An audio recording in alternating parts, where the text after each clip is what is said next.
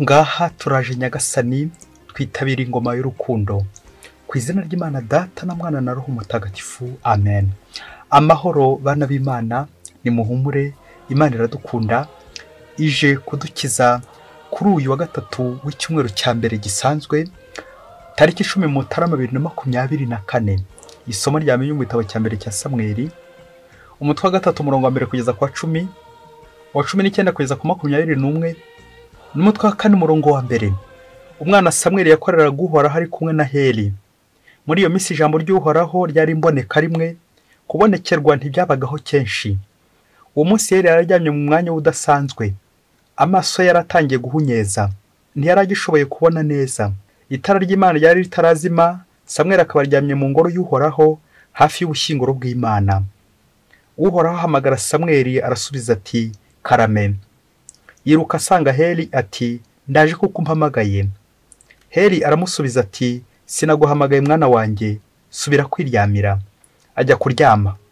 Uhoraho ahamagara Samweli bundi bushya. Samweli arabyuka ajya kureba Heli, aramubwira ati ndaje kuko umpamagaye.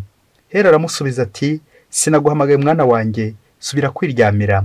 Samweli yari ataramenya Uhoraho, ijambo ry'Uhoraho ryari ritaramwihishurira. Uhoraho yongera guhamagara Samweli ubwa gatatu. Arabyuka ajya kureba Heli, aramubwira ati ndaje kuko umpamagaye. Ubwo Heli amenya ko ari Uhoraho uhamagara umwana. Heli abwira Samweli ati subira kwiryamira. Naguhamagara umubwira uti vuga Nyagasani umugaragu wawe arumva. Nuko Samweli asubira kuryama mu mwanya we usanzwe. Uhoraho nanone araza ahamagara nka mbere ati Samweli, Samweli. Samweli ati vuga umugaragu wawe arumva. Samweli arakura. Uhoraho yari kumwe nawe, kandi yatuma hagera ijambo rye na rimwe riba impfabusa. Isiraheli yose kuva Dani kugera i Berisheba imenya ko Samweli yemeweho kuba umuhanuzi w'Uhoraho. Uhoraho akomeza kubonekera i Silo. Koko rero Uhoraho yigaragarizaga Samweli Silo akamuvugisha, kandi ijambo rya Samweli ryakirwaga n'Abayisiraheli bose. Iryo ni ijambo ry'Imana. Zaburi ya 40. Ngaha ndaje Nyagasani, niyemeje gukora ibigushimisha. Niringiye Uhoraho mwiringira ntatezuka, nuko anyitaho maze yumva amaganya yanjye. Hahirwa umuntu wiringira Uhoraho. Ntiwifuje ibitambo cyangwa amaturo, ahubwo wanzibuye amatwi ngo numve. Ntiwigombye igitambo gitwikwa cyangwa icy'impongano, niyo mpamvu navuze nti ngaha ndaje. Mu muzingo w'igitabo handitswemo icyo nshakaho. Mana yanjye, niyemeje gukora ibigushimisha, maze amategeko yajya mpora ku mutima. Namamaje ubutungane mu ikoraniro rigari, ibyo usanzwe ubizi Uhoraho, sinigeze mbumba umunwa wanjye ngo nceceke. Ngaha ndaje Nyagasani, niyemeje gukora ibigushimisha. Nyagasani Yesu nabane namwe. Amagambo mu Ivanjili ntagatifu kwanditswe na Mariko, umutwe wa 1 umurongo 29 kugeza ku 39. Muri icyo gihe bakiva mu isengero, Yesu ajya kwa Simoni na Andereya ari kumwe na Yakobo na Yohani. Ubwo rero nyirabukwe Simoni yararyamye ahinda umuriro. Bahita babwira Yesu by'uburwayi bwe. Niko kumwegera amufata ukuboko aramuhagurutsa. Nuko umuriro urazima, atangira kubazimanira. Bugorobye izuba rimaze kurenga, bamuzanira abarwayi bose n'abahanzweho na roho mbi. Mbese umujyi wose ukoranira imbere y'umuryango. Nuko akiza abarwayi benshi bari babajwe n'indwara z'amoko menshi, kandi yirukana roho mbi nyinshi, ariko akazibuza kumuvuga kuko zari zizi uwo ari we. Bukeye bwaho Yesu abyuka mu rukerera, arasohoka ajya ahantu hiherereye, nuko arasenga. Simoni na bagenzi be bajya kumushakashaka. Bamubonye baramubwira bati rubanda rwose ruragushaka. We rero arabasubiza ati nimucyo tujya ahandi mu nsisiro za hafi, naho mpamamaze inkuru nziza, kuko ari cyo cyanzanye. Nuko azenguruka Galileya yose yamamaza inkuru nziza mu masengero yabo, kandi yirukana roho mbi. Iyo ni Ivanjili ntagatifu. Abayoboke b'Imana, nimugira amahoro. Aha tugeze ni kuri buri munsi. Ufungure buri munsi. Ufungure buri munsi. Ufungurira abandi buri munsi. Ineza y'Imana iguhoreho. Umunsi umwe mwarimu mu ishuri ngo ari kwigisha umugenzo witwa kumvira, l'obéissance, yabwiye abanyeshuri ati mumpe interuro zigera mu 10 zirimo inshinga kumvira. Imigani ya kinyarwanda irimo kumva cyangwa kumvira. Nuko baratangira, umwana umwe ati kumva biganisha kumva. Intero ya kabiri ati nyamwanga kumva ntiyanze no kubona. Umwana wa gatatu ati amatwi ari mu rupfu ntiyumva. Umwana wa kane ati umwana utumvira se na nyina yumvira ijeri. Umwana wa gatanu ati kumvira biruta ibitambo n'amaturo. Umwana wa gatandatu ati ubwira uwumva ntaruha. Umwana wa karindwi nawe ati nuko Yezu ati ufite amatwi niyumve. Nuko mwarimu ageze kuri iyo nteruro ya karindwi ahita arahagarika aravuga ati reka turekere aho ngaho, ufite amatwi yo kumva niyumve. Usigaye utumvise iyo migani biramureba, ubwo ntago nyine yumvise. Ufite amatwi yo kumva niyumve. Nuko mwarimu ahita ahagarikira aho ngaho. Nawe rero ushatse waza gukomeza, ariko dushatse twanderekera aho ngaho karindwi. Tugeze aho ngaho kuri karindwi biraza kudufasha koko kumva uko bikwiye. Yezu ati ufite amatwi niyumve. Bayoboke b'Imana, tugiye kuzirikana hamwe n'amasomo kizi byacu duteguriye aryoshye cyane. Tugiye kuzirikana ingingo kumva neza biza gutuganisha kumvira, yitwa ibintu duhugiyemo muri no minsi bitubuza kumva. Ibintu duhugiyemo bitubuza kumva Imana. Byaba ari ibiki? Ushobora kuba ufite ibyawe, nanjye mfite ibyanjye, bimbuza kwakira ijwi ry'Imana, bimbuza kwakira ijambo ry'Imana. Ibyo ni ibiki? Yezu ati ufite amatwi niyumve. Ari somo rya mbere n'Ivanjiri ndetse na Zaburi. Agiye kudufasha kugereranya abantu babiri, Samweli ndetse na Yezu. Samweli nk'umuhanuzi mu isezerano rya kera, ndetse na Yezu umuhanuzi mu isezerano rishya. Aba bombi bafite ibyo bahuriyeho. Mu gihe mu isomo rya mbere batubwira umuhamagaro wa Samweli, la vocation de Samuel, mu Ivanjiri y'uyu munsi ho baratubwira Yezu uri gukora umurimo wo gukiza. Bikaza gutwerekeza ku muhanuzi w'Imana Samweli utumwe n'Imana, byerekeza noneho kuri Yezu mu Ivanjiri. Yezu intumwa y'Imana, Yezu umwana w'Imana, ari we mukiza tuba dutegereje twese. Nafashe ibigereranyo bine abahanuzi bahuriyeho. Nyinshuro enye Samweli ahamagarwa n'Imana. Ariko mbere yuko tujya kuri ibyo bigereranyo, reka mbibutse aho bari mbere yuko kumva ijwi ry'Imana, mbere ko Imana itambuka ikahereza ubutumwa. Batubwira ko Samweli yari ari hehe? Yari ari mu ngoro hafi y'ubushyinguro bw'Imana. Ubushyinguro bukaba bwajyanwa n'iki gihe ni sakramento, imbere hafi ya tabernakoro. Mu gihe Yezu we yari ari hehe? Nawe yari ari mu rusengero. Igihe bazaga kumubwira ibya nyirabukwe Simoni Petero, Yezu yaravuye mu rusengero, yavuye gusenga. Iyo ngoro y'Imana aho ugomba guhererwa ubutumwa, aho ni Yezu ashaka ko dutinda uyu munsi, guhererwa ubutumwa bw'Imana mu ngoro. Samweli ari mu ngoro na Yezu yari ari mu ngoro. Ibyo bigatwerekeza ku isengesho. Iyo umuntu ari mu ngoro, uko biri kose aba ari gusenga, kuko ingoro y'Imana niyo gusengerwamo. Reka noneho duhere ku kigereranyo cya mbere. Ijwi rya mbere ryahamagaye Samweli, karame ya mbere. Samweli yihutiye asanga Heli. Bishoboke ko nyine yaragihuzagurika. Mu Ivanjiri turumva ameze nka ba Heli, izi ntumwa ziza kubwira Yezu, zikamenyesha Yezu ikibazo gihari, gutabariza abandi. Ba Heli ni abantu bose nari ngiye kuvuga baza kudukebura, baza gutubwira, bagaturangira aho tugomba kujya. Turumva Petero na Andrea batabaza Yezu kubera nyirabukwe wa Petero wari warwaye. Yezu rero nk'umuhanuzi atangiye atabara, atangiye akiza. Nuko rero natwe tugomba kubwira Yezu ibitubangamiye, bidushikamiye. Ku nshuro ya kabiri turabona Samweli asubiye kwa Heli. Nuko horahamagara Samweli bundi bushya. Turumva na Yezu mu Ivanjiri ubwo bavuze ngo bugorobye, izuba rimaze kurenga, bamuzanira abarwayi benshi. Yezu agera gute? Arabakiza. Ku nshuro ya gatatu Samweli ari guhamagarwa, habaye icyo twita mu Gifaransa distinction, kumenya noneho gushishoza cyangwa gushungura ku bijyanye na Heli. Heli nibwo yatangiye kumenya ko Samweli ari guhamagarwa n'Uhoraho. Rero hakaba hatangiye ubushishozi, ubujyanama. Heli akomeza noneho amuyobora ku Mana. Va ku giti dore umuntu. No mu Ivanjiri bakoresheje bukeye mu rukerera ngo Yezu agira gute? Yezu ajya kwiherera, ajya gusenga. Tuzirikane ko biri kubera mu ngoro y'ibintu byose. mu isengesho niho tumenyera Imana, mu isengesho niho tumenya aho twerekeza, niho tumenya gutandukanya ijwi ry'Imana n'iry'abantu. Mu isengesho niho tumenyera icyo Imana idushakaho n'ubutumwa Imana iduhamagariye.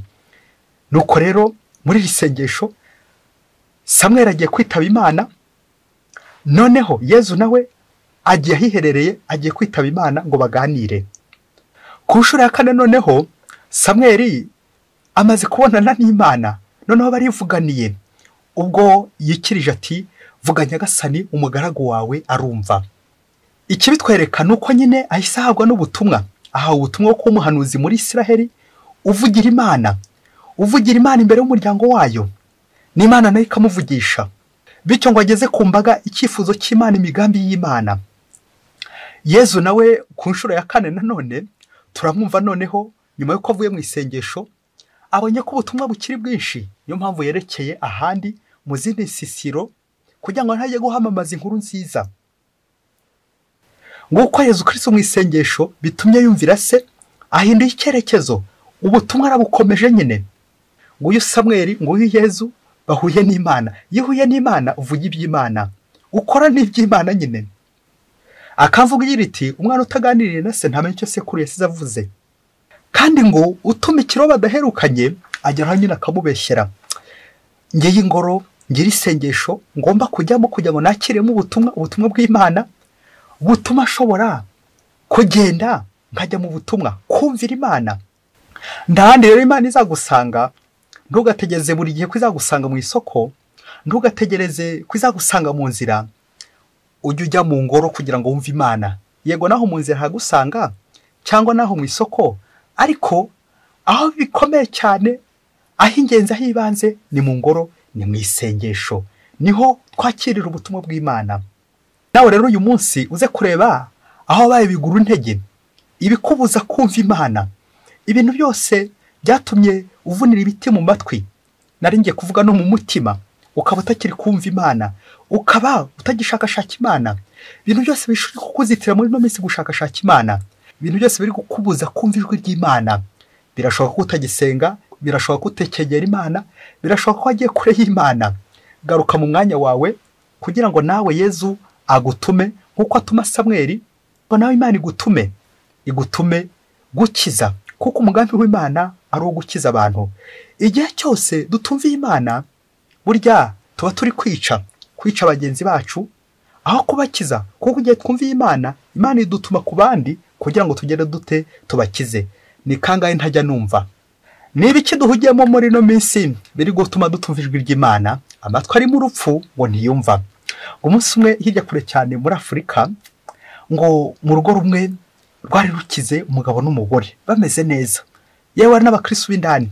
Ngo igihe cyaje kugera badukana umuco, reka mvuge, nirinze kuvuga ko atari mwiza, umuco wo gukoresha telefone ahantu hose, gukoresha itumanaho. Baba bari ku meza bagakoresha itumanaho, baba bari ku buriri buri wese bari kuri telefone ye, baba bari ku mirimo buri wese agiye kuri telefone ye. Telefone neza ibabera ikigirwamana, ibyo bakoze byose bakabikoresha telefone. Ku meza telefone, buri wese afite telefone, habe n'ikiganiro yewe. Ngo barangije kurya bigira muri salo, buri wese akomeza ahugiye kuri telefone ye, buri wese akomeza ahugiye kuri telefone ye. Nuko ngo bagiye kubona, nuko igihe kimwe barangije kurya bicaye muri salo, buri wese ahugiye kuri telefone ye, ntawe uri kwakura undi. Ngo bagiye kumva bumva umuntu ari gukomanga ku rugi rwabo. Nuko ngo barebeye mu idirishya, bareye muri rido di jour, babona ari umusore wo muri quartier ngo witwaga Kiduma utaravugaga. Nuko ntibamukingurira, bakomeza baracatinga, bakomeza kuri telefone zabo n'ibyo bahakoraga. Nuko Kiduma bimwanga mu nda.